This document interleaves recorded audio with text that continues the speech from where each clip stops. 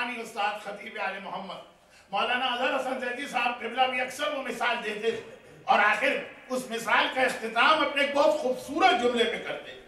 مثال تو آپ نے بہت سارے علماء سے سنی اور وہ مثال یہ ہے کہ عظمت سیدہ اپنی جگہ لیکن حجاب سیدہ بھی اتنا ہی ہے. اور یہ دو چیزیں ایسی ہیں کہ ان دو چیزوں جسے انگریزی میں کہیں گے کہ کنٹراڈکشن ہو رہا ہے کہ یہ دو چیزیں ٹکرا رہی ہیں. عظمت سیدہ اگر دنیا کے سامنے اس انداز سے لائی جائے جیسے عظمت علی لائی, اس انداز سے اگر عظمت سیدہ بیان کی جائے تو حجاب سیدہ پہ کمپرومائز کرنا پڑے گا. علی کی عظمت ہمارے سامنے کبھی بدر, کبھی احد, کبھی خندق, کبھی خیبر, کبھی مکے میں بت شکنی, کبھی خدیر کے 1,20,000 کے مجمع کے سامنے رسول کے ہاتھوں پہ بلند ہونا, اس انداز سے اگر عظمت سیدہ ہے تو حجاب سیدہ خطرے میں پڑتا. حجاب سیدہ کا تقاضا ہے کہ نامحرم کے نکاح سے سیدہ کو محفوظ کیا جائے. سیدہ کی ذات تو بہت بڑی چیز ہے. علماء کہتے ہیں کہ مثلا مباہلے کے میدان ہی میں دیکھو, مباہلے کا میدان وہ ہے کہ جہاں اسلام, قرآن اور عظمت پروردگار کو بچانے کے لیے سیدہ کو بھی گھر سے نکلنا. ایک ایسی منزل آ گئی ہے کہ آج سیدہ کو بھی گھر سے نکلنا, مگر کس اہتمام حجاب کے ساتھ. آگے آگے رسول ہیں, پیچھے پیچھے علی ہیں, درمیان میں سیدہ.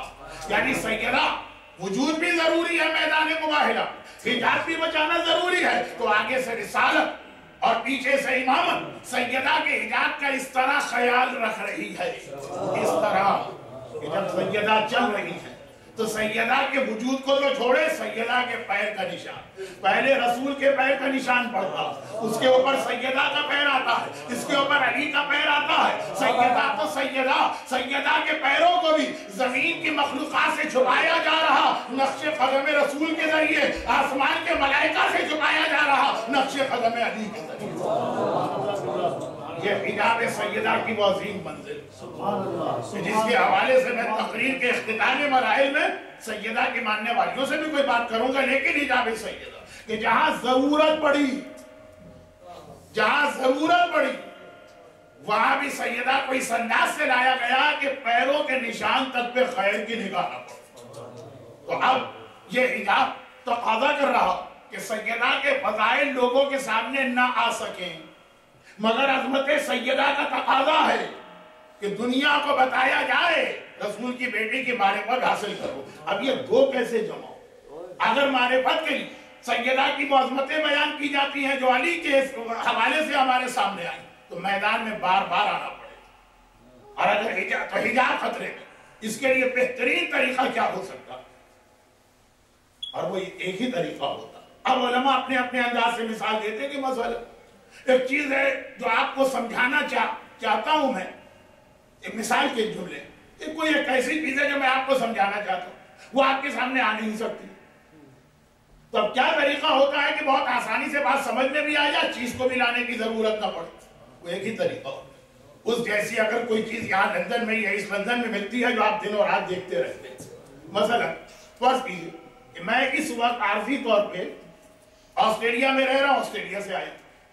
اب ہمارے شہر میں ایک امام باڑہ ہے, اور وہ امام باڑہ میں آپ کو سمجھانا چاہتا ہوں کہ کس انداز کا. کہاں آسٹریلیا, کہاں لندن, ڈاؤن انڈر کہلاتا ہے آپ لوگوں کی زبان میں, بالکل ہی الٹا ہے. یہاں سردی ہے تو وہاں گرمی ہے, وہاں دن ہے تو یہاں رات ہے. اب میں کیسے سمجھاؤں, میں بجائے اس کے کہ بڑی محنت کروں اور اپنے الفاظ کے ذریعے نقشہ کھینچنا چاہوں, کچھ آپ کے ذہن میں تصویر آئے کچھ نہ آئے, جملہ بہت آسان بن جائے گا اگر جیسا وہ امام باڑہ میں سمجھا رہا ہوں کہ میلبرن شہر میں ایک ہی امام باڑہ ہے جس کا نام پنجتن سینٹر, اور ایک امام باڑہ. اب بالکل اگر فرض کیجئے وہ ایسا ہی, تو بجائے اس کے کہ میں آدھے گھنٹے کی محنت کروں, ایک جملہ کہے کہ بھائی آپ لوگ امامیہ مسجد میں بیٹھنے والے, یہ امامیہ مسجد کا ہال تو آپ نے دیکھا, دن رات دیکھا ہے, صبح و شام دیکھا ہے, جب سے آپ لندن میں آئے اس کی زیارت کر رہے ہوں گے, اس سے استفادہ کر رہے ہوں.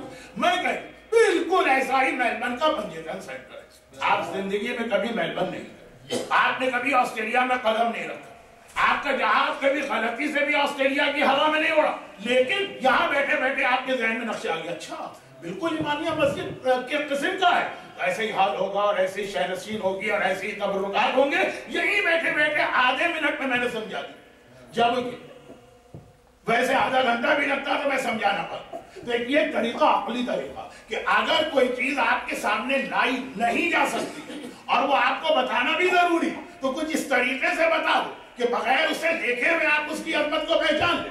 अब अजमत सैयदा पहचानवाना, मगर सैयदा हिजाब में रहती, मगर सैयदा घर में रहती, मगर सैयदा इस तरह से मजमा आम में नहीं आ सकती है। अब पैगंबर अजीब अंदाज से अजमत सैयदा को पहचानवा रहे हैं, फरमाते हैं लौला अली, अगर अली ना होते तो इस दुनिया में फातिमा का कुफू, फातिमा का हमसर, फातिमा की बराबरी पे कोई ना होता।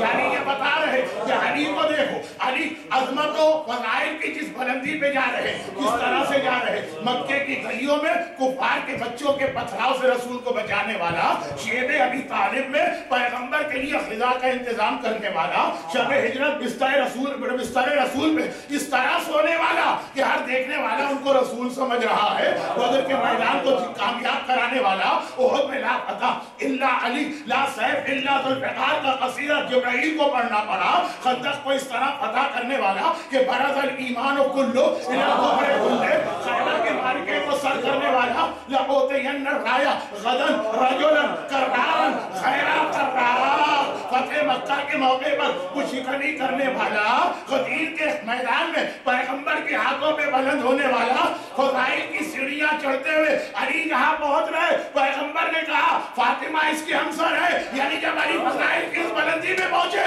वहां पे फातिमा ज़हरा पहले से खड़ी नजर आई।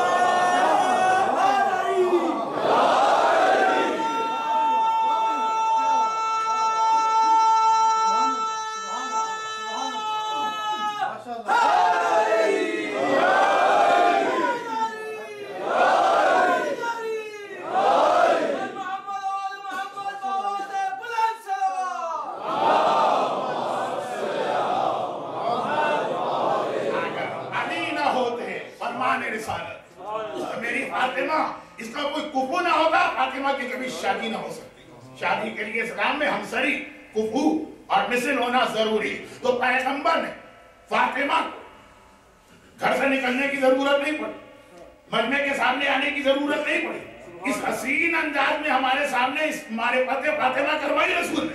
और यहाँ पे मैंने कहा ना कि ये मिसाल उलमा देते हैं। आखिर मेरे रूहानी उस्ताद खतीब आले मोहम्मद मौलाना अजहर हसन थे, इसी को समेट कर अपने जुमलों में इस तरह कहते थे कि देखिए, घर नहीं चल सकते जब तक के शौहर और बीवी के अंदर एक किस्म की अंडरस्टैंडिंग, हम आहंगी और एक किस्म की बराबरी ना हो।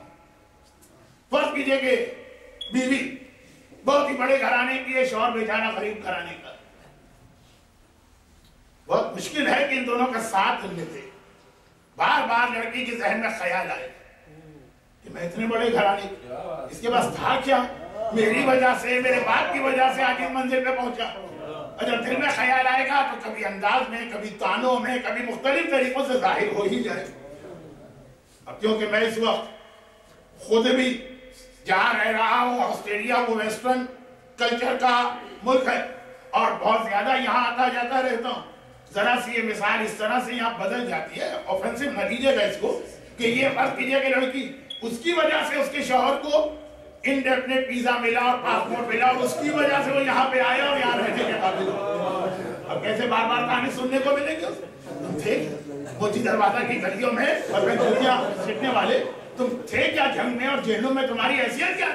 हमने तुम्हें राइट दिलवाया, हमारी वजह से तुम यहाँ आए। तो ये एक मसला है, फैलाऊं तो आधा घंटा बन जाएगा। लेकिन जो कि इस वक्त मैं अपनी और आपकी सोशल लाइफ की जानिब नहीं जा रहा हूं, मैं कह रहा हूं एक अकली चीज है, हर जगह देखने में आई। अब मौलाना ज़ैदी साहब पैगंबर की इस हदीस को अपने अल्फाज में किस तरह बयान करते हैं।